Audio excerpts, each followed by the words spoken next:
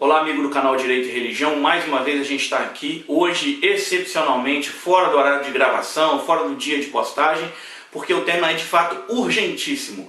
Ontem o Supremo Tribunal Federal, por 8-3, definiu que homofobia e transfobia têm que ser equiparadas ao racismo. E numa das teses fixadas no julgamento, foi falado que a liberdade religiosa seria preservada desde que não existisse um tal de discurso de ódio. E é sobre isso que a gente vai falar hoje e como você pode preservar a sua igreja com questões práticas para evitar algum tipo de condenação judicial nesse sentido. Por isso, acompanhe até o final, se inscreva no canal, compartilhe esse vídeo e deixe aqui o seu like. Vamos lá!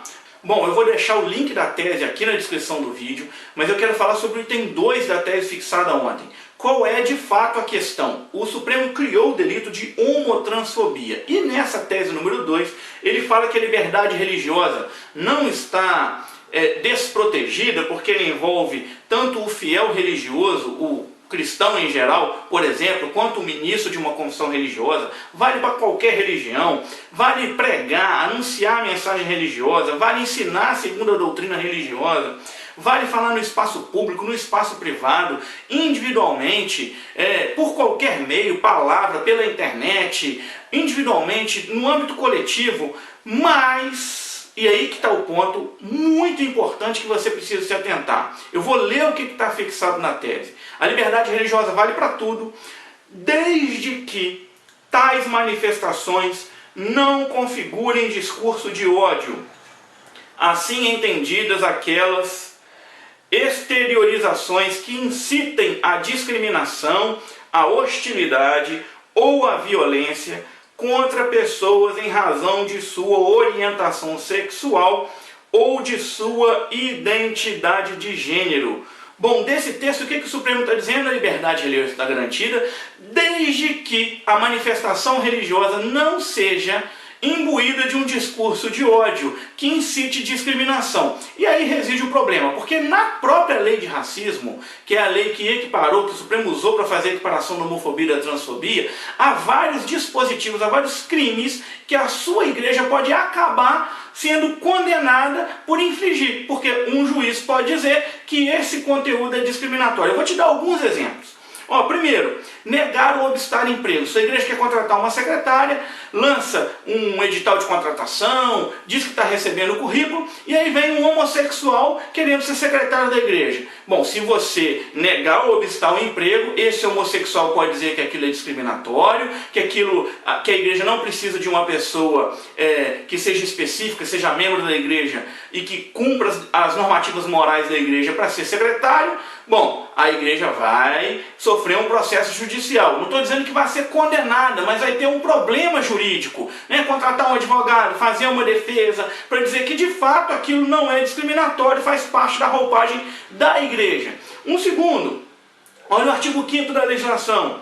Recusar ou impedir acesso a estabelecimento comercial, negando-se a servir, atender ou receber cliente ou comprador. Nos Estados Unidos nós tivemos um cristão que disse, olha, eu não vou fazer um bolo de casamento para uma união homoafetiva. No final das contas, a Suprema Corte diz que ele tem o direito de fazer isso. Mas imagina você, cristão, tem uma empresa que presta serviço de cerimonial, por exemplo, e aí vai um par homossexual, pede a contratação da sua empresa, você diz que não vai fazer porque sua empresa é de origem cristã, de uma roupagem cristã, e que por isso não vai promover uma celebração, uma cerimônia, não vai participar de uma cerimônia homossexual. Também pode sofrer um processo, porque um juiz ou esse homossexual pode entender que aquele é discriminatório.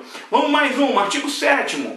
Olha, impedir o acesso ou recusar hospedagem em hotel, pensão, estalagem ou qualquer estabelecimento similar. Imagine uma agência missionária que tem lá alguns quartos quando as pessoas estão viajando pelo Brasil, os outros cristãos, essas agências missionárias disponibilizam esses quartos para hospedagem. Aí chega um casal homossexual para se hospedar. Aí a agência missionária vai dizer, não, a gente só hospeda heterossexuais. Faz parte da nossa doutrina religiosa. Aí o casal homossexual vai entrar na justiça porque vai dizer que aquilo é discriminatório, que não pode. Vamos mais, artigo 14. impedir ou obstar por qualquer meio ou forma o casamento ou convivência familiar e social. Eu vou pedir que você assista um outro vídeo que a gente publicou aqui no nosso canal, chama Como Preservar Sua Igreja do Casamento Gay. A gente fala especificamente sobre esse dispositivo e eu não vou me alongar aqui. Bom, e depois o artigo 20. Olha, praticar, induzir ou incitar a discriminação ou preconceito. E aí, esse dispositivo é tão amplo que cabe para qualquer tipo de conduta que a igreja tome em relação a essa questão de orientação sexual e pode sofrer pelo menos um processo. E eu vou te dar alguns exemplos, olha só. Imagine que você tem uma sociedade interna na sua igreja, que não está restrito aos membros da comunidade de fé, e aí é uma sociedade interna feminina, tá? Só mulheres participam. Aí vem lá uma mulher trans, ou seja, aquele que era homem biologicamente, e passa no registro a dizer que é mulher. Aí essa pessoa quer ingressar na sociedade interna. Você aceita ou não aceita? Ah, porque se você não aceitar, você pode ser interpretado como uma conduta discriminatória. Trans usando banheiro de igreja. Alguém que era homem virou mulher sob o registro civil, ele vai usar qual banheiro dentro da sua igreja? Se você pede para usar o banheiro masculino, por exemplo, porque ele não fez a cirurgia de transgenitalização, vai dizer, é preconceito. Por outro lado, se você permite usar o banheiro feminino, e aí acontece um abuso sexual lá dentro, a sua igreja está sendo condenada porque permitiu que um homem ou uma mulher com pênis ingressasse no banheiro feminino para poder fazer as suas necessidades e acabou abusando de uma outra mulher, membro da comunidade. Vamos lá! Homossexuais não serem admitidos como membros. Imagina, você diz lá um homossexual, olha, aceitei Jesus, quero ser membro da igreja. Você diz, olha, nós não aceitamos homossexuais como membros da nossa igreja, porque é um pecado explícito. E aí a pessoa tem que se arrepender, abandonar o pecado para ser aceita como membro. Aí o homossexual entra na justiça contra a sua igreja, dizendo, olha, essa igreja está sendo discriminatória porque não me quer aceitar como membro da comunidade.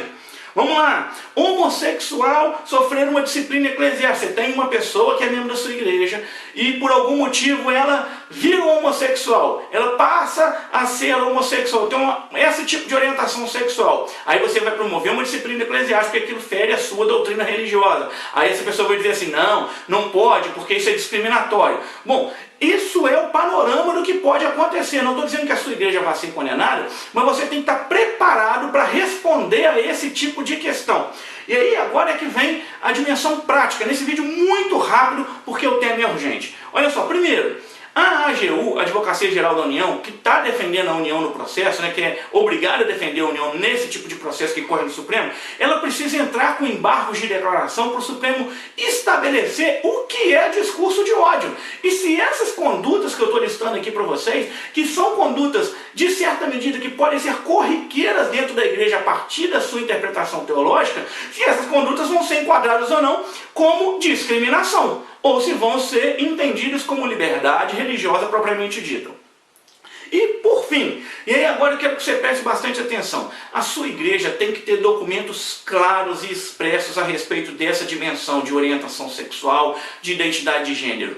Não adianta mais, eu disse isso no outro vídeo, mas vou repetir aqui, não adianta mais só dizer assim, olha, a gente só casa homem e mulher, porque você pode ter uma mulher, nascida mulher, e que diz agora no registro que é homem, então é um homem trans. Imagina se esse homem trans quer casar com uma mulher. Pelo registro civil, vai ser um casamento heterossexual, de um homem com uma mulher. Então, coloque, por exemplo, questões relacionadas à monogamia nessa dimensão do casamento. Coloque expressamente requisitos, através de documentos, requisitos para admissão de pessoas. Nos estabelecimentos, em dormitórios, por exemplo, de agências missionárias. Coloque quais são os requisitos para a pessoa ser contratada como empregada, funcionária da igreja, para prestar serviço voluntário em atividades da igreja. Ou seja, você tem que deixar regras muito claras, justamente porque pode haver uma onda de processos judiciais contra as igrejas a partir dessa decisão do Supremo.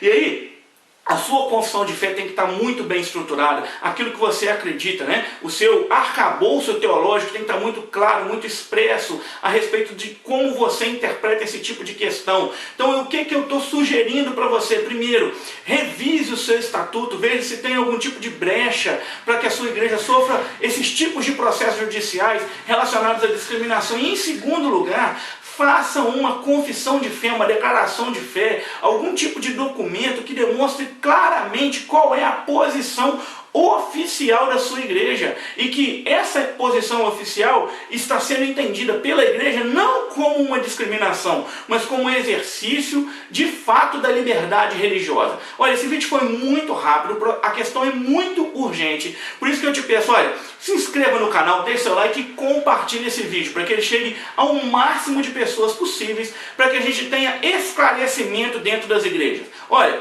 até a próxima, Deus te abençoe e um abraço.